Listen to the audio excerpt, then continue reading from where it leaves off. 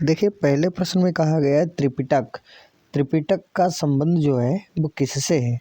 त्रिपिटक का संबंध किससे है? तो इसका सही जवाब क्या है? सही जवाब की तरफ हम लोग आ जाते हैं। सही जवाब इसका देखने की कोशिश करते हैं तो इसका आंसर शो हो जाता है और आंसर क्या कहता है? बौद्धों का। ठीक है, त्रिपिटक जो होता है वो बौद्धों का धार्मिक ग्रंथ होता है। ठीक है, त्रिपिटक का संबंध जो होता है बौद्धों से और बौद्धों का धार्मिक ग्रंथ त्रिपिटक होता है। यदि आप यूपीपी की तैयारी करते हैं तो आप सभी का स्वागत है और इसी तरीके से आप बेहतर से बेहतर पाने की तलाश करिए। मिल जाए नदी तो समुद्र की तलाश करिए। तो चलिए देखते हैं अगला क्वेश्चन क्या कहता है। अगला क्वेश्चन कहता है विजय स्तंभ कहाँ स्थित है? तो विजय स्तंभ कहाँ स्थित है? तो इनमें से आपको सही जवाब बताना है। चलिए देखते हैं विजय स्तंभ कहाँ स्थित है। तो सी ऑप्शन इसका सही जवाब है, चित्तौड़गढ़। चित्तौड़गढ़ में विजय स्तंभ है।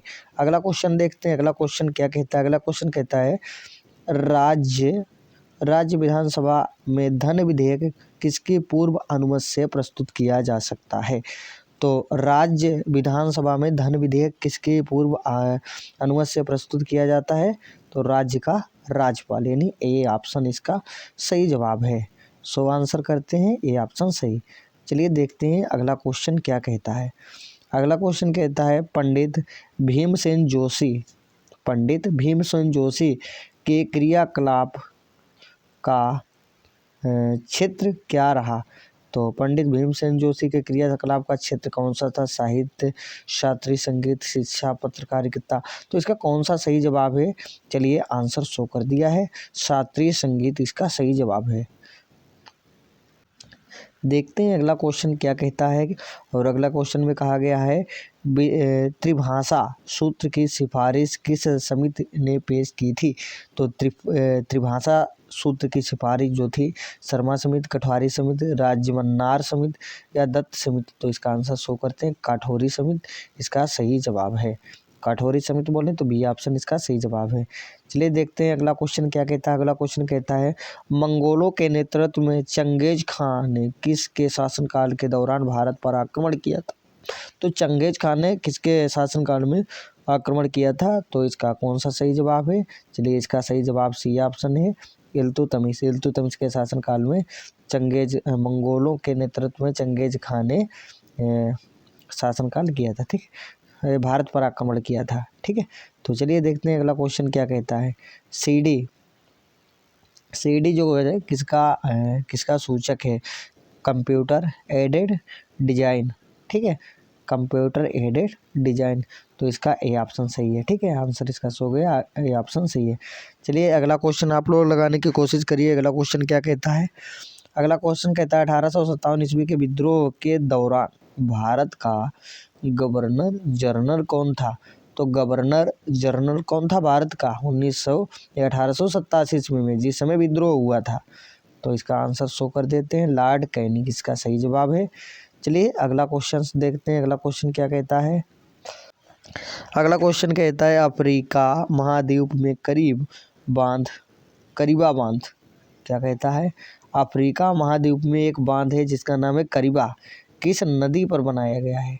तो ये चीज़ बतानी है आपको। तो जाम्बेजी नदी जो है, जाम्बेजी नदी के ऊपर अफ्रीका में करीबा बांध बनाया गया है। चलिए देखते हैं अगला क्वेश्चन क्या कहता है। अगला क्वेश्चन कहता है बादल फटने का क्या अर्थ है? बादल फटने का क्या मतलब होता है, क्या अर्थ होता है? तो इसका आप लोग सही जवाब ढूंढिए, क्या निकल के आने वाला है इसका सही जवाब। मेघाच्छिद मौसम में फसल के बीजों का बोना, भारी तूफान के साथ असाधारण रूप से भारी बारिश, कृत्रिम वर्षा का निर्माण, आकाश में बादलों के बिखरे हुए टुकड़ों का मौजूदगी। तो इसमें से कौन सा सही जवाब है इस क्वेश्चन के हिसाब से? तो बी ऑप्शन इसका सही जवाब है। आंसर शो कर देते हैं, भारी तूफान के साथ असाधारण रूप से भारी बरसात।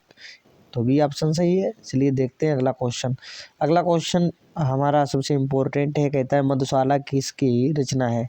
मधुशाला किसकी रचना है? सोहनलाल की, हरिवंश राय, जैनेन्द्र या डॉक्टर राम कुमार वर्मा। तो इसका सही जवाब है हरिवंश राय बच्चन। हरिवंश राय बच्चन की मधुशाला रचना है। चलिए देखते हैं अगला क्वेश्चन क्या कहता है। अगला क्वेश्चन कहता है ओलंपिक खेल सर्वप्रथम कहाँ आयोजित किए गए थे। तो ओलंपिक खेल इनमें से कहाँ आयोजित किए गए थे ये आपको बताना है। इसका सही जवाब है एथेंस। एथेंस में ओलंपिक खेल आयोजित किए गए थे। चलिए देखते हैं अगला क्वेश्चन। अगला क्वेश्चन हमारा कहता है अंतर्राष्ट्रीय समिति की प्रथम भारतीय महिला सदस्य कौन है। तो इसका कौन सा आंसर सही होगा। अंतर्राष्ट्रीय ओलंपिक समिति के प्रथम महिला सदस्य, तो इसका सही जवाब है नीता अंबानी। ठीक है, तो चलिए देखते हैं अगला क्वेश्चन क्या कहता है। अगला क्वेश्चन कहता है निम्नलिखित युग्मों में कौन सम्मिलित नहीं है। तो कौन सा सम्मिलित। तोडरमल जो है सीतापुर से हैं, अबुल फजल आगरा से, बीरबल कन्नौज से, या जियाउद्दीन बरनी ये कहाँ से है, बुलंदशहर। तो इसमें से ये भी सही है, ये भी सही है और ये भी सही है। तो इसका B option C option match नहीं खा रहा, तो सी ऑप्शन इसका सही जवाब है। चलिए देखते हैं अगला क्वेश्चन। अगला क्वेश्चन हमारा क्या कहता है। जनगणना 2011 के अनुसार उत्तर प्रदेश में पुरुषों की साक्षरता दर है। ठीक है, 2011 की जनगणना में उत्तर प्रदेश की पुरुष साक्षरता दर कितनी है। तो 77.3%, यानी बी ऑप्शन इसका सही जवाब है। चलिए देखते हैं अगला क्वेश्चन क्या कहता है। आँख की रेटिना की परंपरागत कैमरा के निम्नलिखित में से किस भाग से तुलना की जा सकती है। तो इसका कौन सा सही जवाब। फिल्टर, शटर, लेंस, आवरण। तो इसका सही जवाब है लेंस। चलिए देखते हैं अगला क्वेश्चन क्या कहता है। भारत में सिक्के जारी करने के लिए कौन प्राधिकृत है। तो भारत में सिक्के कौन जारी करता है ये आपको बताना है। तो भारतीय रिजर्व बैंक RBI होती है, वो भारत में सिक्के जारी करती है। तो अगला क्वेश्चन देखते हैं। एगमार्क क्या है ये आपको बताना है। एगमार्क क्या है। तो इसका सही जवाब है यह श्रेणीकृत कृषि पांड्यों के लिए जारी की गई एक विपणनशील होता है। ठीक है, तो ए ऑप्शन इसका या कृषि ये ऑप्शन इसकी बात करें तो ये ऑप्शन इसका सही जवाब है। चलिए देखते हैं अगला क्वेश्चन क्या कहता है। पुस्तक फिरोज द फॉरगॉटन गांधी के लेखक कौन है। तो इसके पुस्तक फिरोज द फॉरगॉटन किसके लेखक है। वर्टिल फाल्क इनकी रचना है। अगला क्वेश्चन देखते हैं। अगला क्वेश्चन क्या कहता है। निम्नलिखित में से किस देश की वायुसेना ने 7 दिसंबर 1941 ईस्वी को अमेरिका के नौसैनिक बेस पर्ल हार्बर पर हमला किया था। तो भाई इसका सही जवाब कौन सा है। जापान बोले तो डी ऑप्शन इसका सही जवाब है। चलिए देखते हैं अगला क्वेश्चन क्या कहता है। अगला क्वेश्चन कहता है विख्यात भारत माता का मंदिर कहाँ स्थित है। लखनऊ, वाराणसी, इलाहाबाद, मेरठ। तो वाराणसी इसका सही जवाब है। विख्यात भारत माता मंदिर वाराणसी में। तो थर्ड क्या है, थर्ड के बारे में बताना है। थर्ड इनमें से कौन सा सही जवाब है। सुपर कंप्यूटर, लड़ाकू विमान, मिसाइल रक्षा प्रणाली, खुफिया एजेंसी। तो जो थर्ड है ना ये हमारी मिसाइल रक्षा प्रणाली है, यानी सी ऑप्शन इसका सही जवाब है। चलिए देखते हैं अगला क्वेश्चन क्या कहता है। अगला क्वेश्चन कहता है साबुन कपड़ों की बेहतर सफाई में क्यों सहायक होती है। साबुन से कपड़े क्यों साफ हो जाते हैं ये आपको बताना है। साबुन उत्प्रेरक की तरह काम करता है, या घोल के पृष्ठीय तनाव को कम करता है, या घोल को शक्ति देता है, या गंदगी को अवशोषित करता है। तो साबुन क्या करता है भाई, या घोल के पृष्ठीय तनाव को कम करता है, यानी या बोले तो बी ऑप्शन इसका सही जवाब है। चलिए देखते हैं अगला क्वेश्चन। भारत में प्रथम महिला IPS के अधिकारी कौन है। तो ये तो आपने फिल्म देखी होगी, कई बार कई चीज़ों में सुना होगा। बी ऑप्शन इसका सही जवाब है किरण बेदी। लोकसभा द्वारा किस तिथि को वस्तु एवं सेवा कर GST जिसे बोलते हैं विधेयक पारित किया गया था। तो GST कब पारित किया गया था। 22 जुलाई 2015 ईस्वी में। चलिए देखते हैं अगला क्वेश्चन क्या कहता है। DNA की संरचना सबसे पहले किसने बनाई। तो DNA की संरचना जो थी किसने बनाई थी, वाटसन एवं क्रिक। क्या यही सही जवाब है। बिल्कुल सही जवाब है। चलिए देखते हैं, आप लोगों को लास्ट में बताना है कितने क्वेश्चन आपने सही किए। भारत में पर्यावरण निशान का चिन्ह है। भारत में पर्यावरण निशान का कौन सा चिन्ह।